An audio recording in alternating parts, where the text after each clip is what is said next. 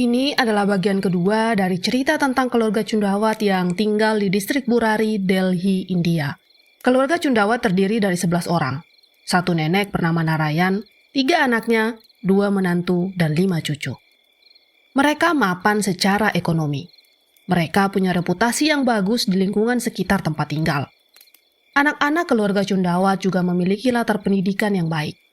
Intinya, di mata orang-orang, mereka adalah keluarga idaman. Oleh sebab itu, semua orang terkejut saat mereka semua ditemukan meninggal dunia di dalam rumah mereka sendiri. Pada tanggal 1 Juli 2018, 3 tetangga menemukan mereka dalam kondisi gantung diri. Posisinya melingkar, persis seperti akar pohon beringin. Mereka melilitkan kain ke leher, lalu digantungkan ke bila-bila besi yang terpasang di langit-langit rumah. Pemandangannya makin horor sebab tangan mereka diikat kabel telepon, dan mata serta mulut mereka ditutupi kain berwarna putih. Polisi awalnya mengasumsikan keluarga Cundawat adalah korban pembunuhan. Tapi fakta di lapangan tidak mendukung kesimpulan itu. Misalnya, menurut rekaman CCTV, tidak ada orang asing yang masuk ke rumah hingga mendekati momen kematian. Kemudian, kondisi rumah yang amat sangat sepi. Tidak ada tanda-tanda perlawanan jika mereka memang korban pembunuhan. Untungnya polisi menemukan petunjuk penting di TKP. Bentuknya adalah diari, alias buku harian. Buku itu berisi rincian tentang motif hingga faktor penyebab kejadian. Buku itu turut membongkar dalangnya yang tak lain adalah Lalit, anak ketiga dari nenek Narayan yang turut menjadi korban. Ternyata di balik reputasinya sebagai pria yang sukses dan baik hati, Lalit menyimpan sisi gelap yang menyengsarakan keluarganya. Sisi gelap apa yang dimaksud? Pengaruh seperti apa yang dia berikan ke keluarganya? Jangan kemana-mana. Kita bahas di Persami, Perkemahan Selasa Misteri. Jika kamu mendengarkan ini lewat YouTube Tirto, share di kolom komentar. Kasus misterius apa yang melibatkan satu keluarga dan perlu kami angkat?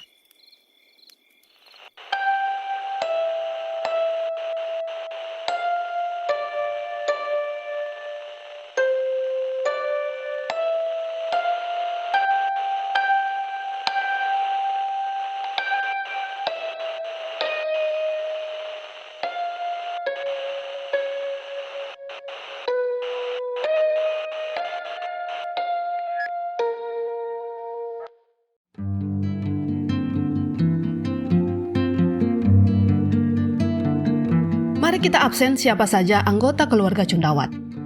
Yang paling tua adalah Nenek Narayan, berusia 80 tahun dan dia memiliki 3 orang anak. Anak yang pertama bernama Pratibaha, janda berusia 57 tahun yang memiliki 1 orang anak. Yang kedua adalah Bufnis, laki-laki berusia 50 tahun yang memiliki istri dan 3 orang anak. Sedangkan anak ketiga bernama Lalit, laki-laki 45 tahun yang memiliki istri dan 1 orang anak.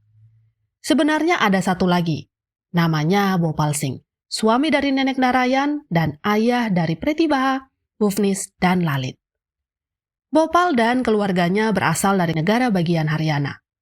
Dia termasuk orang yang sukses, tanahnya cukup luas. Dia juga memiliki beberapa binatang ternak. Pada tahun 1989, dia memutuskan untuk menjual semuanya. Uangnya kemudian dia pakai untuk membeli sepetak tanah di Burari, Delhi. Lalu dia dan keluarganya memulai hidup baru di sana. Bopal adalah pria yang karismatik. Dia adalah pencari nafkah utama sekaligus pemimpin rumah tangga. Dia sangat dihormati dan disayangi oleh anak dan cucunya, yang selalu memanggilnya dengan sebutan Dedi. Keberadaan Bopal amat sangat penting untuk menjaga keutuhan keluarga. Jadi ketika dia meninggal pada tahun 2007, keluarga Cundawat tidak hanya berduka. Mereka juga membutuhkan sosok pemimpin selanjutnya. Apakah peran itu jatuh ke Bufnis selaku anak laki-laki tertua? Tidak. Pemimpin selanjutnya adalah Lalit, sebab Lalit menunjukkan sikap paling dewasa. Lalit adalah anak di balik bisnis kayu lapis yang mengangkat ekonomi keluarga. Perannya amat dominan di banyak aspek. Dalam sebuah laporan The Hindu, Lalit disebut sebagai pria yang humoris, pendiam, tapi bertanggung jawab dan berwibawa. Yang orang-orang tidak tahu, Lalit sebenarnya memiliki masa lalu yang cukup kelam dan traumatik. Kejadiannya berlangsung pada tahun 2004. Saat itu, Lalit masih bekerja di sebuah pabrik kayu lapis. Pada suatu hari, dia tiba-tiba diserang oleh beberapa orang yang tidak suka padanya. Lalit dikunci di sebuah gudang. Gudang itu lalu dibakar oleh para pelaku. Lalit memang bisa selamat, tapi dia menelan begitu banyak asap dan sejak saat itu dia tidak bisa berbicara. Dokter mengatakan Lalit sangat mungkin kehilangan suara akibat terkena PTSD atau gejala stres pasca trauma. Masalahnya, Lalit maupun keluarganya tidak berusaha untuk mengobati penyakit itu. Padahal, pembiaran PTSD bisa menyebabkan seseorang mengalami psikosis atau ketidakmampuan membedakan khayalan dan realita. Puncaknya adalah kematian Bhopal Singh. Lalit nampak amat sangat terpuruk. Pada hari ke-10 pasca kematian, Lalit dan anggota keluarga lain mengundang pendeta untuk berdoa di rumah. Saat membacakan doa, tiba-tiba Lalit ikut bersuara. Ya, suaranya muncul lagi, dan semua orang berkata, "Ayah telah kembali." Momen ini barangkali terdengar menggembirakan. Tapi sebenarnya, sejak saat itu keluarga Cundawat mulai mengalami perubahan yang endingnya benar-benar mengerikan.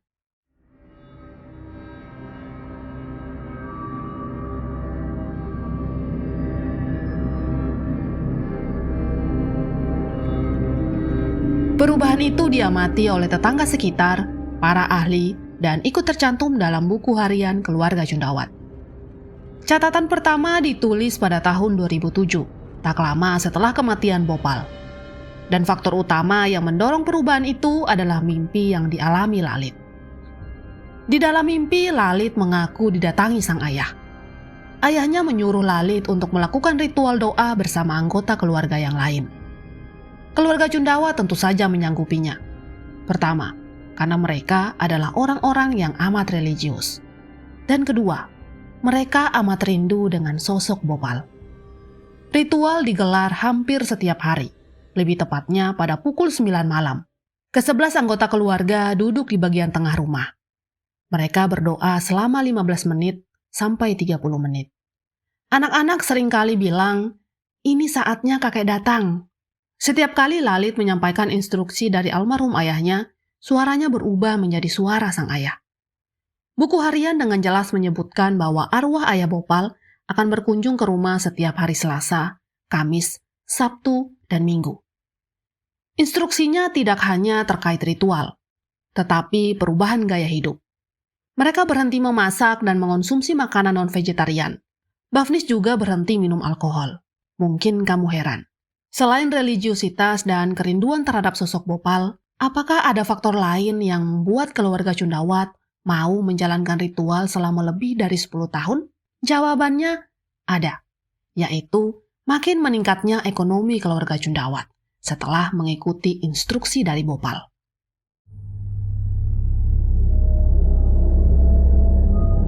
Catatan terakhir di buku harian keluarga Cundawat ditulis pada tanggal 24 Juni 2018. Ya, tepat 1 minggu sebelum penemuan mayat keluarga Cundawat.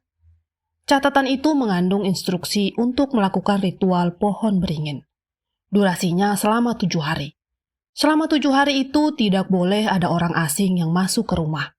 Dan selama 7 hari itu juga, pelaksanaan ritual harus dirahasiakan dari orang lain. Pada hari H, semua pintu dan jendela ditutup. Lampu dinyalakan remang-remang. Ritual dimulai dengan membakar persembahan seperti minyak sami atau biji-bijian. Ritual dimulai dengan membakar persembahan seperti minyak samin atau biji-bijian. Ritual selanjutnya adalah menyiapkan kain untuk menutup mata dan menyumpal mulut. Setelah itu, anggota keluarga Cundawat menyiapkan selai kain sari yang dililitkan ke leher mereka. Mereka naik ke kursi. Ujung kain sari diikatkan ke sebilah besi di langit-langit rumah. Tangan mereka kemudian diikat menggunakan kabel telepon. Khusus untuk anak laki-laki, kaki mereka juga diikat menggunakan kabel telepon. Posisi mereka melingkar. Kain sari diibaratkan seperti akar pohon beringin yang melilit tubuh mereka, sesuai dengan nama ritualnya. Tujuan dari ritual ini sebenarnya bukan untuk bunuh diri. Mereka percaya, dan Lalit percaya, ketika mereka menggantungkan diri, arwah almarhum Bhopal akan datang dan menyelamatkan mereka. Keyakinan mereka begitu tinggi, sampai-sampai mereka seperti terkena halusinasi. Bertahun-tahun melaksanakan instruksi dari Bhopal, ritual pohon beringin dianggap sebagai puncak ritual. Sayangnya setelah kursi ditendang dan kain mulai mencekik leher, arwah Bhopal tak kunjung datang. Beberapa ada yang mencoba melepaskan diri, tapi ikatan di tangan malah semakin kencang. Tidak ada juru selamat. Tidak ada kehadiran sosok yang mereka rindukan. Yang ada, mereka semua tewas.